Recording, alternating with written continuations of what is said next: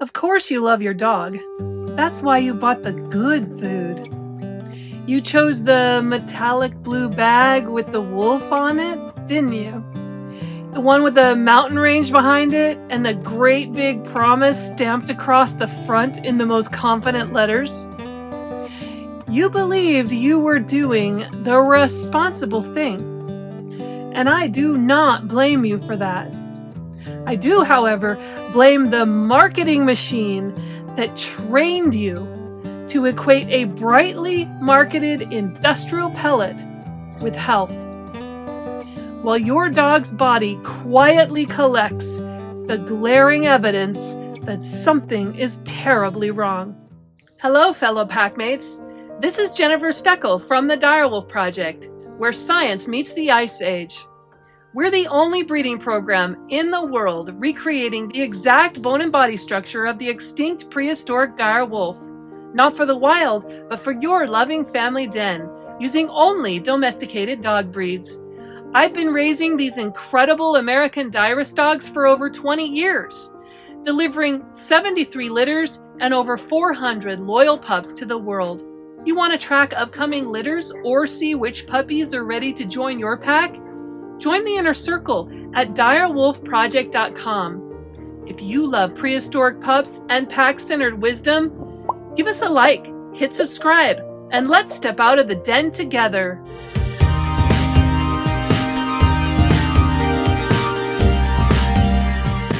If your dog is chronically sick and getting sicker, I want you to stop assuming that you are unlucky. I want you to stop assuming that it's just old age. I want you to stop believing that your dog's body can be inflamed, overweight, itchy, stiff, and exhausted for years without any knowable cause.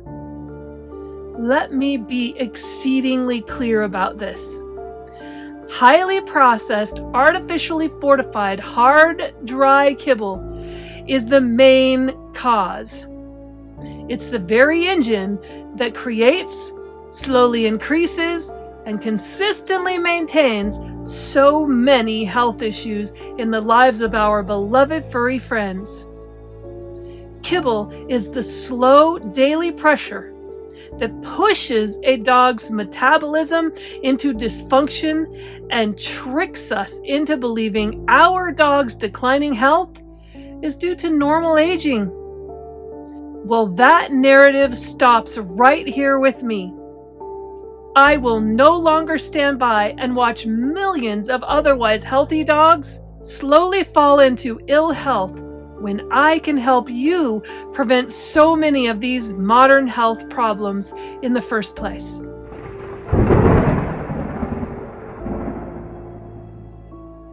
The first thing you need to understand is that kibble is not shaped by canine biology, although they want you to think that. Kibble is solely shaped by manufacturing, and here's why I know that.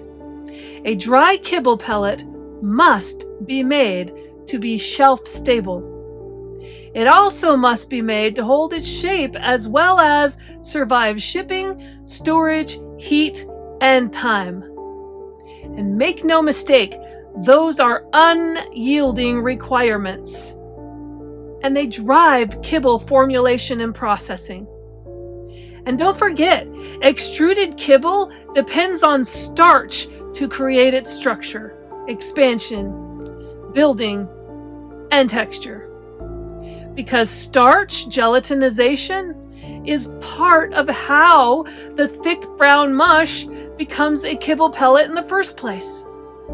And that single fact is the hinge to the entire debate.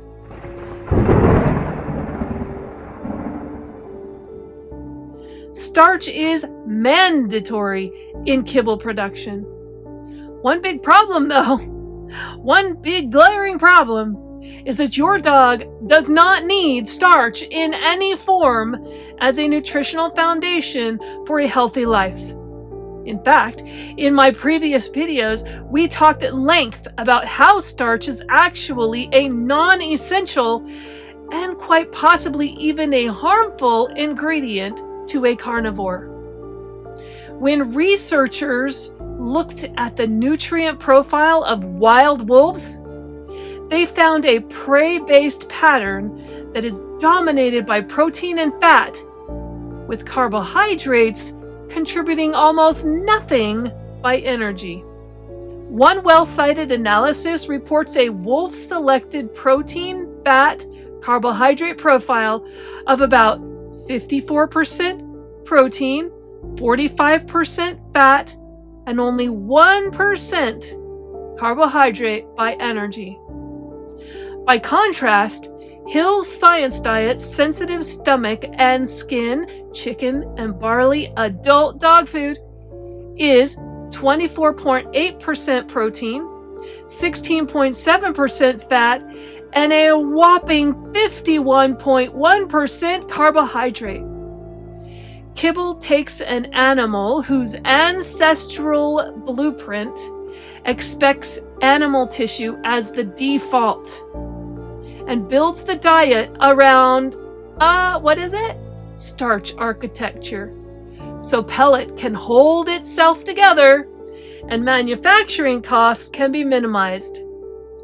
Then the industry tries to solve the biological mismatch with fortification, coatings, and marketing language that sounds kind of like it might be science. This is where the emotional ache inside my heart begins, because I have watched what happens next far too many times.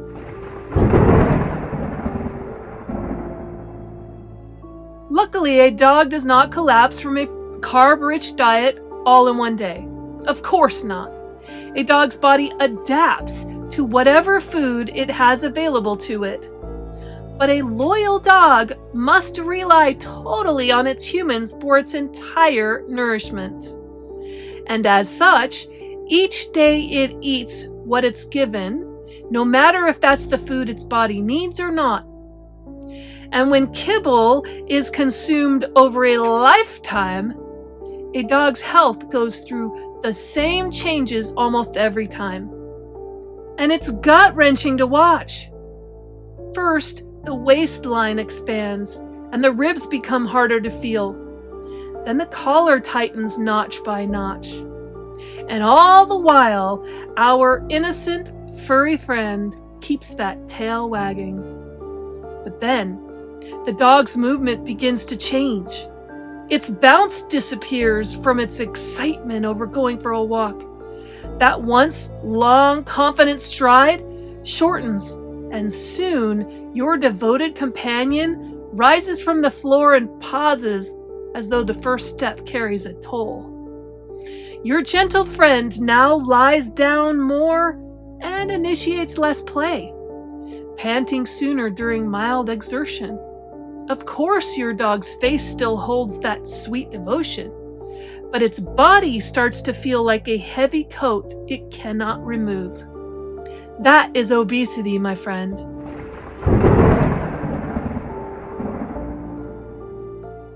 Now here's something that will make those kibble pushers squirm. This is not an owner discipline issue.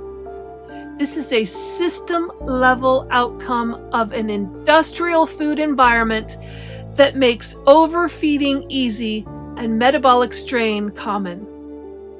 Banfield's 2017 State of Pet Health report described that the number of overweight dogs in their hospitals more than doubled across a 10-year period, including a reported 158% increase in overweight dogs. Obesity is not a cosmetic flaw. It is a biochemical state of being. First, it's important to know that fat tissue behaves like an endocrine organ. Excess fat sends signals throughout the body that foster chronic, low-grade inflammation. Fat also disturbs normal satiety and shifts glucose regulation.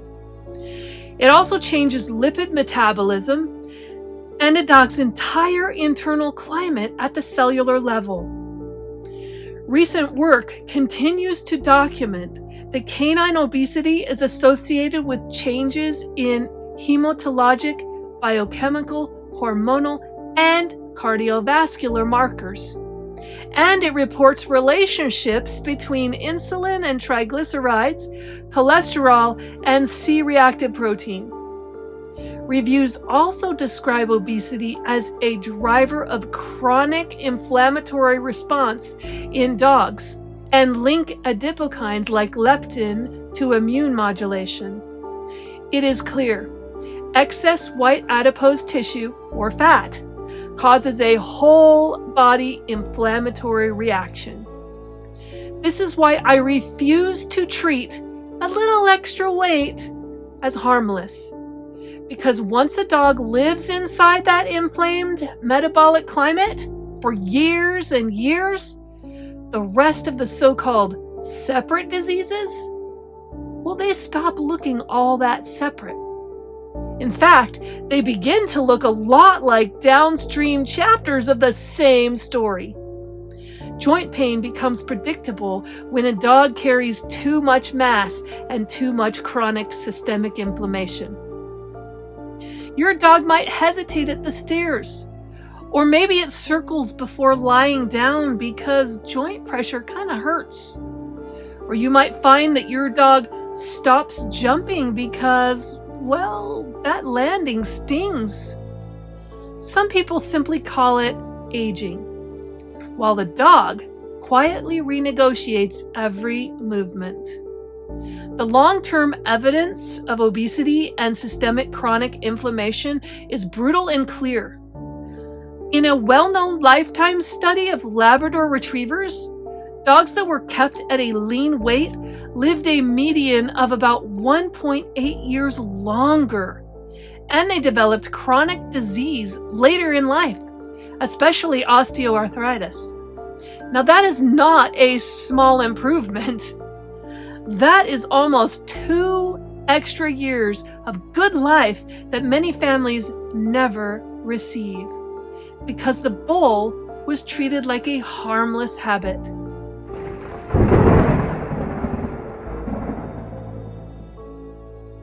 From the extra weight on the joints and excess water retention in the limbs, our killer kibble story now moves into the dog's mouth, because the mouth is one of the most common sites of chronic infection in modern pet dogs.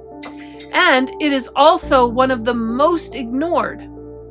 Cornell's veterinary information notes that studies show 80 to 90% of dogs over the age of 3 have some component of periodontal disease or gum disease. An owner might hear that and think, oh, that's just bad breath. But the dog feels those inflamed gums and infection around the tooth roots. Because they are our loyal companions, our dogs keep eating those hard kibbles because most dogs endure pain in silence. While the kibble industry smiles and says their hard brown pellet cleans teeth, periodontal disease spreads like a quiet fire in the mouth of the creature that cannot tell you it hurts. Here is what they do not want you to notice. Most pet dogs do not lose their teeth the human way, through rampant cavities. Instead, they lose their teeth through gum disease. And gum disease begins when plaque is allowed to sit at the gum line long enough to harden into tartar. And tartar acts like cement. It roughens the tooth surface, it shelters bacteria, and it keeps the gums inflamed until the seal between the tooth and the gum line starts to fail. And once that seal loosens up, pocket depth begins. And those pockets, they become the perfect low oxygen hiding places where periodontal pathogens thrive on the protein-rich fluid that inflamed gums leak. Now, compare the lived experience of a kibble mouth to the lived experience of a carnivore mouth. Kibble crumbles and swallows easily. It gives almost no sustained scraping at the gum line, so plaque gets to mature uninterrupted. A prey model diet, in contrast, includes raw meaty bone, which forces the mouth to work harder. Chewing hide, tendon, and bone disrupts that biofilm the way nature intended, before it hardens and before pockets deepen. In a controlled study published in 2016 in the Australian Veterinary Journal, dogs chewing raw bovine bones showed dramatic calculus removal, which is exactly what dental care kibble tries to claim, but fails miserably.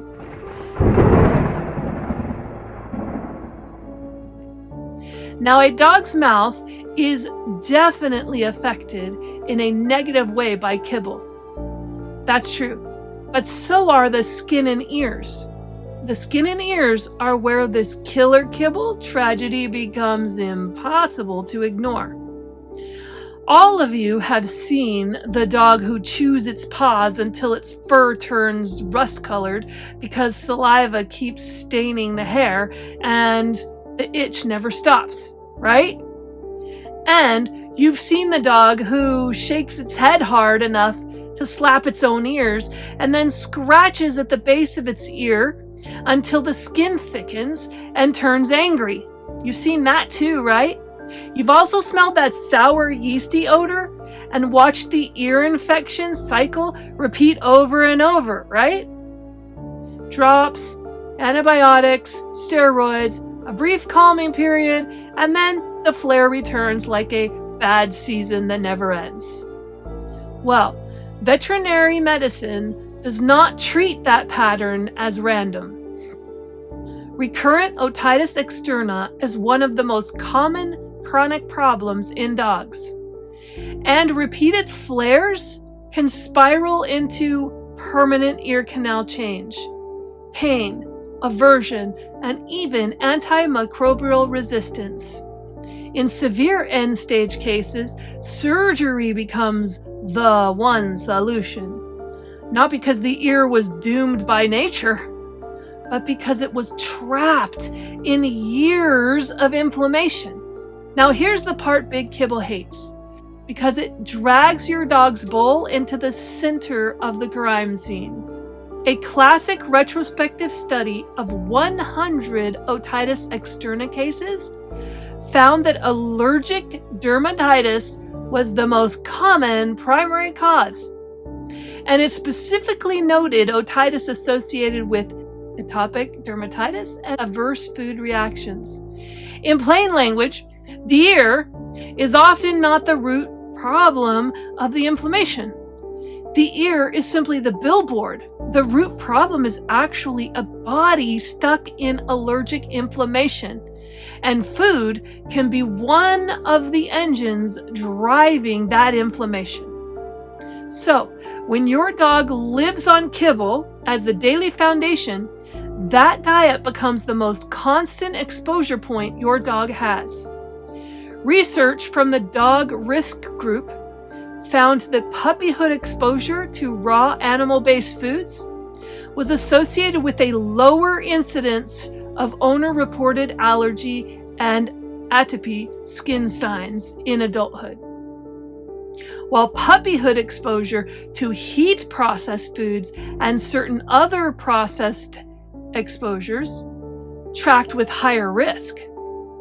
Even controlled work has shown that diet format can shift the dog's skin biology, including differences in gene expression in dogs fed a heat-processed, high-carbohydrate kibble diet versus a non-processed, high-fat, raw meat-based diet. This is why kibble manufacturers should squirm. They have normalized a world where dogs live in the itch and ear infection treadmill. Then they sell you the next medicated fix as if it is the real answer. You do not need another bottle, another temporary quieting of symptoms, another, well, some dogs are just like this statement from your vet. You need to pull the industrial foundation out from under the inflammation and feed your dog's body the way a canid body recognizes food. Because when the system calms down, the battleground often goes quiet too.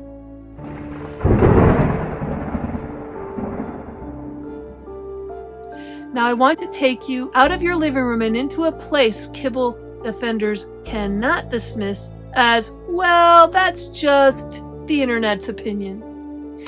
But let's look at full wolves under human care.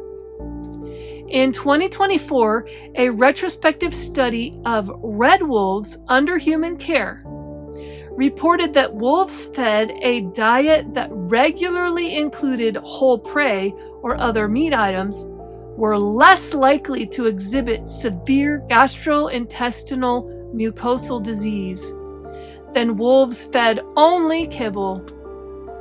We need to hear that again, folks.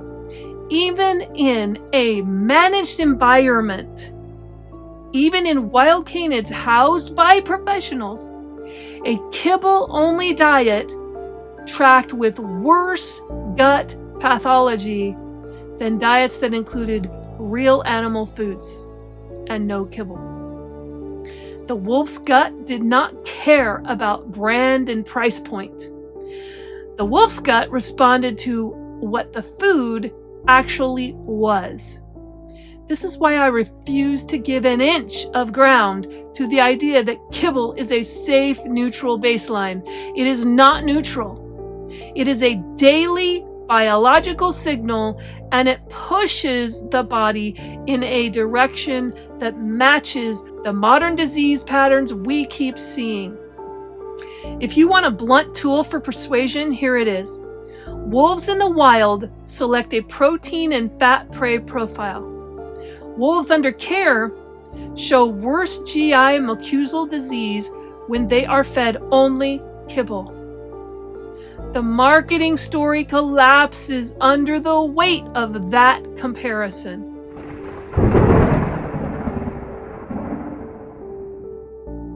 Now let's talk about the kibble-fed dog that is fine, that is just fine until it's not fine at all. Oh yeah, my dog eats kibble and he's just fine. Well, because this is where families get blindsided. A chronically overfed, metabolically strained dog often lives right up to the edge of this crisis. And that's when the body tips. The owner might call it sudden, but a dog's body calls it inevitable. I can just hear it now. In fact, I have heard it many times. My dog just has a sensitive stomach. My dog has soft stool that never quite firms. My dog vomits bile in the morning. My dog eats grass as if grass can undo what the bowl keeps doing. My dog keeps gaining weight while losing stamina. My dog's coat has lost its richness. My dog's breath smells foul. My dog moves like it hurts. Maybe it's genetic, or maybe I'm just unlucky, or my dog's just getting old. Then the blood work starts whispering what your dog's body has been living through for years. This is what I mean when I say kibble is killing dogs. I don't mean that kibble is a theatrical poison that strikes at the midnight hour. I mean a daily, consistent kibble diet makes it easy for fat mass to rise, insulin resistance to build, inflammation to persist, allergies to gain a foothold, gum disease to thrive, and chronic systemic disease to arrive early and stay long.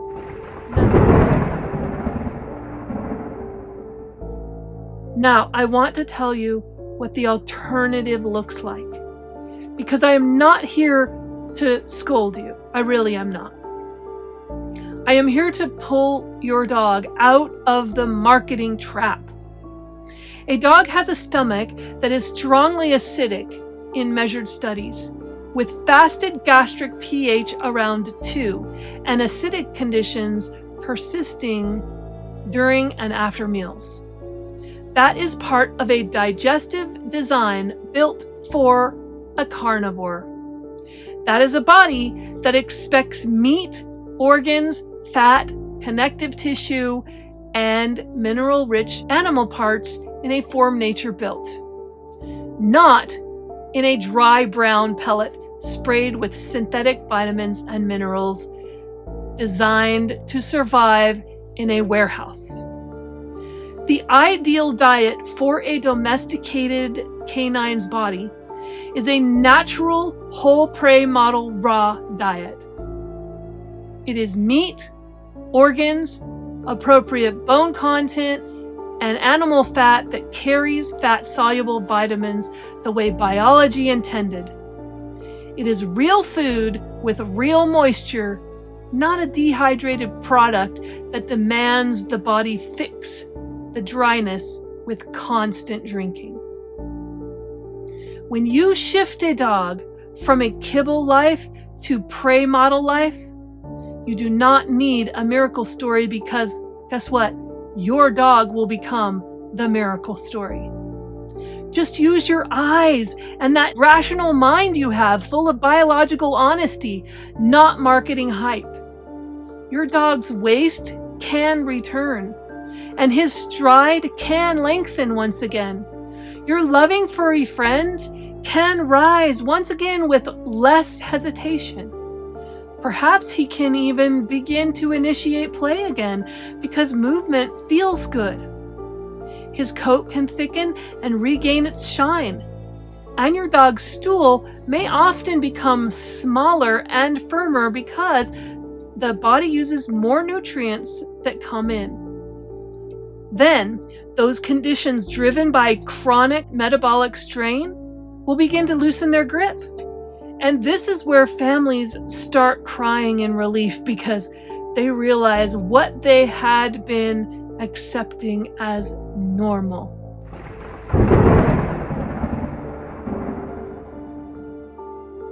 Remember, weight loss lowers inflammatory burden, decreases inflammatory markers, insulin resistance improves, joint pain improves. There is a marked delay in osteoarthritis and a good chance that your dog will have a longer life.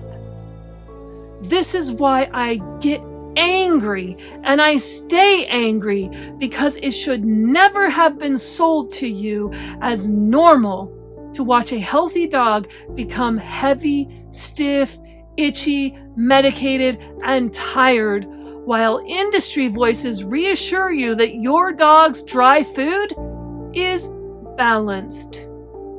That reassurance keeps the money flowing. Big Dog Food has sold us a lie about that dry brown pellet. The veterinary medical complex, bound by a system built around processed diets and chronic disease management, keeps treating the downstream fires. And that cycle is so profitable. Unfortunately, your dog's comfort is not the priority in that cycle. But your dog is my priority. I want you to feel the tragedy the next time you see that classic modern dog.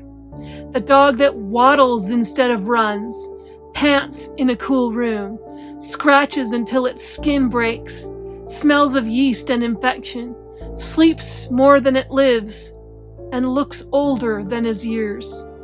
That dog? Well, that dog is not failing. That dog is being failed by the system. And I want you to feel something stronger than sadness after that.